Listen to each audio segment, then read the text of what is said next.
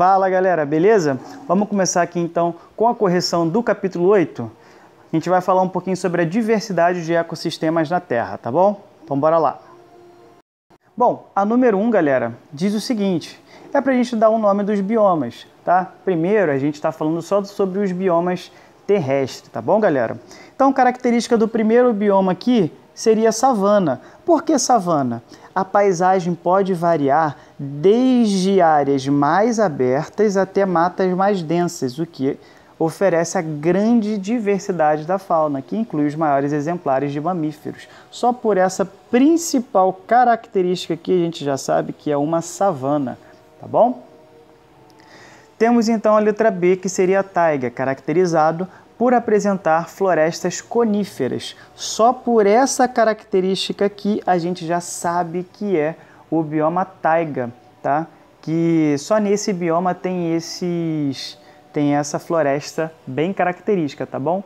Quem são essas florestas coníferas? São aquelas de pinheiros, tá bom? Letra C, floresta temperada, porque ela é caracterizada principalmente por apresentar um aspecto alaranjado no outono, devido ao envelhecimento e à queda de folhas, que volta a crescer na primavera. Então temos aqui a floresta temperada. Quase não possui vegetação, pois as condições climáticas são extremas e poucas espécies suportam a baixa quantidade de chuva. Temos aí outro exemplo que é do deserto.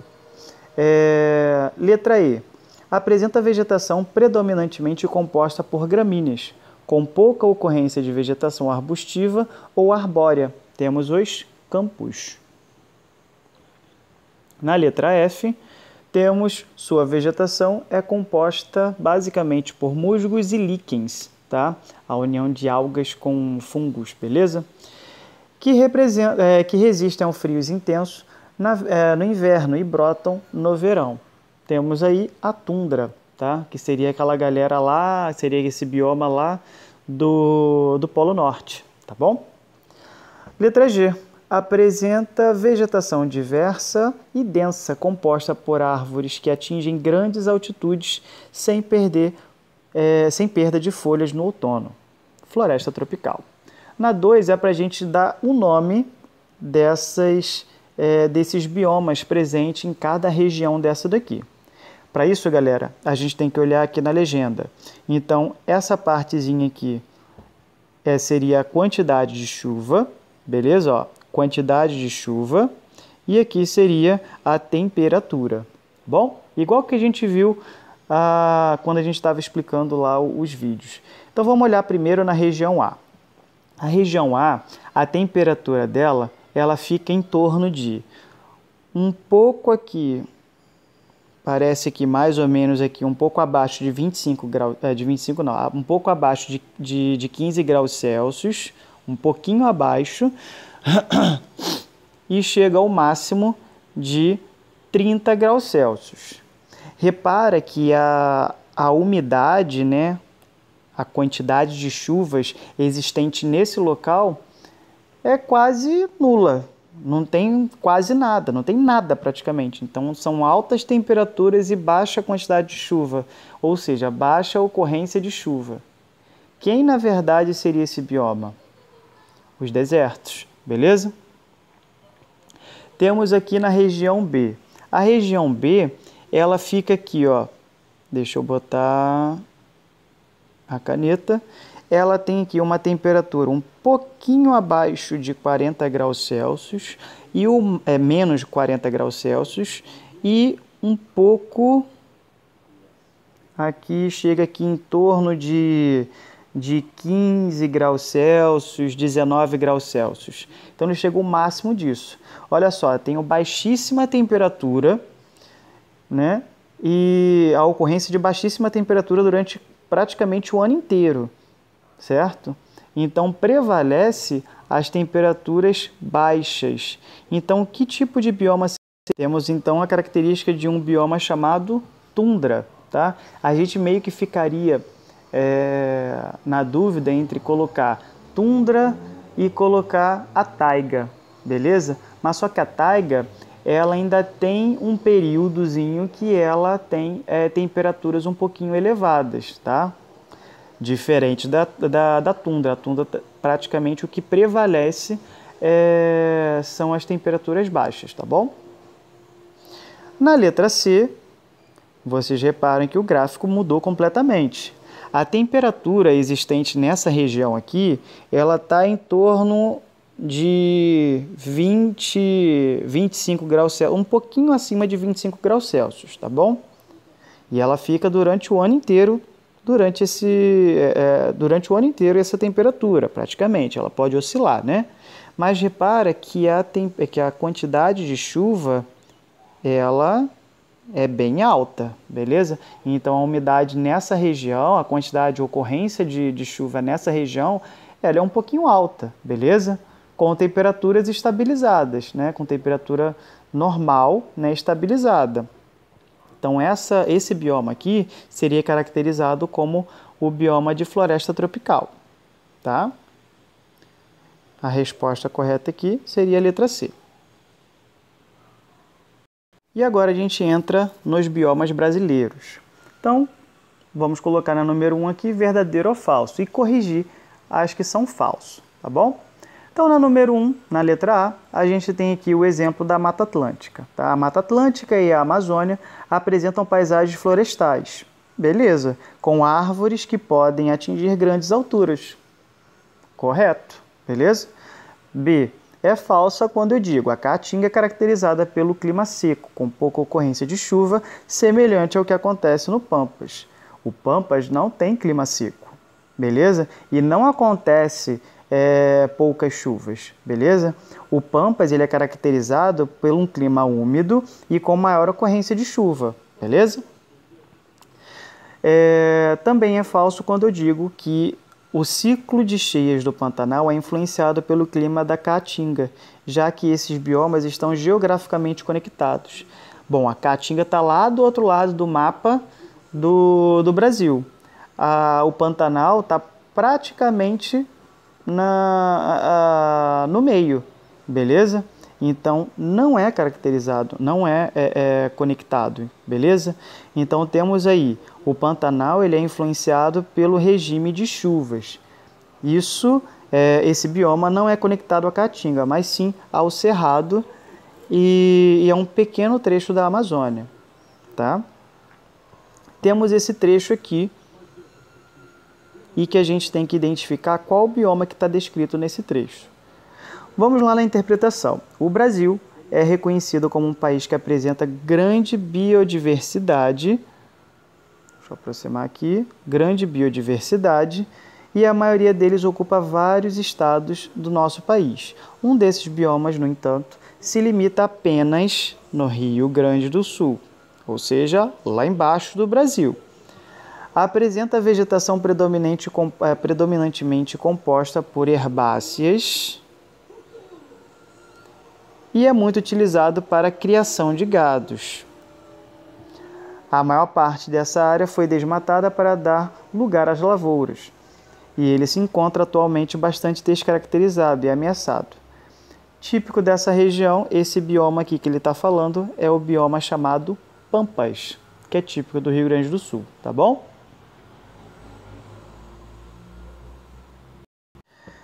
Número 1. A taiga e a tundra,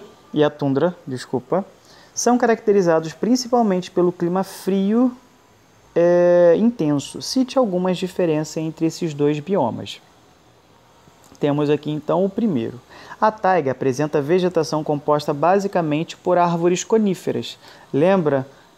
É um tipo de bioma típico da onde? Lá do Canadá e de regiões um pouco do norte, beleza? Então, temos aí a taiga com vegetação de árvores coníferas, tá? Como os pinheiros. A tundra, por sua vez, possui uma vegetação de pequeno porte, formada por arbustos, musgos, gramíneas e etc. Lembra que a tundra é típico do Polo Norte. Olha só, a transição, né? Eu tenho ali a a taiga, e depois ela se torna tundra no Polo Norte, beleza? Não tem ocorrência de árvore, lógico, né? nessas regiões. Embora haja países com ocorrência dos dois biomas, a tundra se concentra toda em uma ampla região ao redor do Polo Norte, enquanto a taiga pode ocorrer em vários locais do globo. Beleza? 2. No 2 pede para a gente ler esse fragmento do romance, né? E pede para a gente identificar onde está localizado este tipo de bioma aqui, a tundra siberiana. Beleza? Essa tundra, né, esse bioma, ele está localizado aqui, ó. Lembra que é na transição do Polo Norte, né, e a região norte, beleza? Então tem aqui, ó, essa região aqui, beleza? A3. Temos a tundra siberiana. 3. Uma vegetação caducifólia é aquela cujas plantas perdem suas folhas em determinado período do ano. Qual dos biomas indicados a seguir é caracterizado por apresentar esse tipo de vegetação? Temos aí a caatinga, né? A caatinga também é caracterizada pela floresta branca, se eu não me engano, beleza? Que é aquelas florestas que não têm presença de folhas, tá bom? Cite outras características do bioma. Então, Caatinga é caracterizada por apresentar clima seco, com baixa quantidade de chuva, mas também possui áreas de umidade formadas pelos brejos. Sua vegetação é composta por plantas de diferente porte, adaptadas à região, e sua fauna é rica, incluindo espécies endêmicas. Espécies endêmicas é espécies que vivem somente naquele local, tá bom? É típica daquele local. Em escala mundial, as florestas tropicais possuem características que permitem agrupá-las em um único bioma. Sobre esse assunto, responda as perguntas. Quais biomas brasileiros podem ser classificados como floresta tropical? Temos aí a Amazônia e a Mata Atlântica, beleza? Lembrando que a Mata Atlântica é o bioma que está presente aqui no Rio de Janeiro, tá bom? B. Cite algumas semelhanças entre esses biomas quanto ao clima e aos seres vivos que habitam. Em geral, os dois biomas apresentam clima quente e úmido. Além de chuvas abundantes, são compostos por diferentes tipos de ecossistemas que vão desde locais próximos à água ou mesmo alagados até ambientes de terra firme. A vegetação inclui musgo, arbusto, árvores e de vários portes, e etc. E a grande diversidade de mamíferos, répteis, aves, peixes, etc. também. Inclusive espécies endêmicas, espécies típicas daquele local, tá bom? Temos aí a número 5. Os biomas brasileiros vêm sendo desmatados com grande frequência e alguns deles estão extremamente ameaçados. Um estudo divulgado pelo Fundo Mundial para a Natureza, WWF em inglês, em 2018, mostra que em 1970 até agora a Amazônia perdeu cerca de 20% de sua vegetação e o Cerrado cerca de 50%. Junte-se aos colegas para debater a situação desses dois biomas brasileiros, considerando as características de cada um. E em seguida responda as questões. Lembrando, galera, que essa daqui seria uma questão para a gente resolver em grupo. Só que o que a gente vai fazer? A gente vai colocar na internet, vai pesquisar para responder, tá bom? Então é esperado que vocês observem que a Amazônia possui uma extensa vegetação arbórea, com espécies de grande porte, o que propicia a exploração principalmente de madeira, além de haver utilização das áreas desmatadas para a agropecuária. No caso do Cerrado, vocês podem mencionar a predominância de exploração pelas indústrias agropecuárias. As áreas campestres são bastante utilizadas para a pastagem e há grande investimento na produção de soja nessa região. Letra B. Quais são os impactos socioeconômicos decorrentes dessa exploração? Então, galera, a perda da vegetação faz com que muitas espécies entrem em risco de extinção, já que esses locais são caracterizados pelas grandes biodiversidade, principalmente devido à variedade de espécies, né, de variedade de ambientes, quer dizer.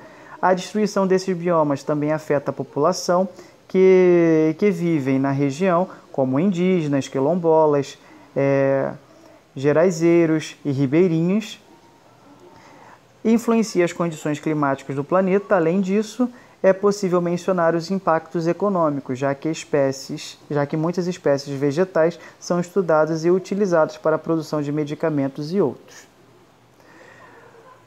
Número 6, por último, a gente vai colocar aqui o Pantanal e o Pampas, são os dois menores biomas brasileiros em extensão. Mas assim como os grandes... Opa, deixa eu aproximar aqui. Os grandes ecossistemas do país são de extrema importância socioambiental. Retome o que foi visto sobre esses biomas nesse capítulo e no capítulo anterior e preencha a tabela a seguir com as características desses dois biomas. Então temos aqui, vocês têm que colocar as condições climáticas, a vegetação e a fauna típica desse local, tá bom? Somente retornar lá no início do nosso capítulo, tá bom, galera? Então a correção foi essa, um abraço e até a próxima, galera!